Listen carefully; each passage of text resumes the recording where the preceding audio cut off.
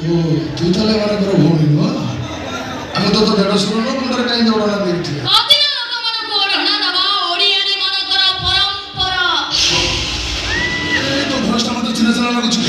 ଆପଣ ମୋ ପାଇଁ ଅଚିହ୍ନା ଯେତେବେଳେ ମୋ ଭଏସ ଆପଣଙ୍କୁ ଚିହ୍ନା ଚିହ୍ନା ଲାଗିଲା କେମିତି? ଘରେ କହୁଛି ମୁଣ୍ଡରେ ଓଢ଼ଣା ଖୋଲ, ମୁଁ ଦେଖିବି ଦୁଃଖେ। ନା ସେଟା ମୋ ଇଚ୍ଛା। ଆଚ୍ଛା ତୁ ତାହେଲେ ମୁଣ୍ଡରେ ଓଢ଼ଣା ଖୋଲିଦେଇ ବୋଧେ। ଠିକ ଅଛି। ଆଚ୍ଛା ତୁ ପରା ଘର ପାଇଁ ସୁପ୍ରିମକୋର୍ଟର ବିଚାରପତି, ମୋ ଭଉଣୀ ଆଉ ତୋ ଭାଇର ବାହାଘର ନେଇକି ନିଷ୍ପତ୍ତି ନେବୁ। ନିଷ୍ପତ୍ତି ତ ନେବି ନିଶ୍ଚୟ, କିନ୍ତୁ ମୋ ଭାଇ ବିଷୟରେ ଶୁଣନ୍ତୁ। ମୋ ଭାଇଙ୍କର ଆଗରୁ ଗୋଟେ ସ୍ତ୍ରୀ ଅଛି। ଆପଣଙ୍କ ଭଉଣୀ ତାଙ୍କର ଦ୍ୱିତୀୟ ସ୍ତ୍ରୀ ହେଇପାରିବେ ତ? କାହାକୁ କହୁଛୁ ଜାଣିପାରୁଛୁ କଣ? ମୋ ଭଉଣୀ ଏବଂ ତୋ ଭାଇର ଦ୍ୱିତୀୟ ସ୍ତ୍ରୀ ହେଇପାରିବେ ନୁହେଁ? ଆଜିକାଲି ଦୁନିଆରେ ତ ସମସ୍ତଙ୍କର ସେକେଣ୍ଡ ୱାଇଫ୍ ଅଛନ୍ତି। ଆପଣଙ୍କର ବି ସେକେଣ୍ଡ ୱାଇଫ୍ ଥିବେ?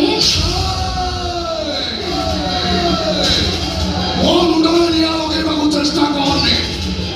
ମୋ ମୁଣ୍ଡରେ ନିଆଁ ଲାଗିଲେ ମୁଁ ପ୍ରମାଣ ବି ନୁହଁ। ତମେ ତମ ଜୀବନରେ କେବେ କାହାର ହେଇକି ଥିଲ, ନା କାହାର ହେଇକି ଅଛ, ନା ଭବିଷ୍ୟତରେ କେବେ କାହାର ହେଇକି ରହିବ?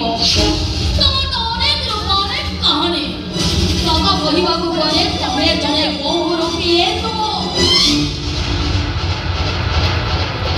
ତୋର କହିବା ଦରକାର ନାହିଁ, ତୁ କିଏ ମୁଁ ଜାଣି ସାରିଲି। ଆରେ ଇଣ୍ଟ୍ରୋ ବୋଲି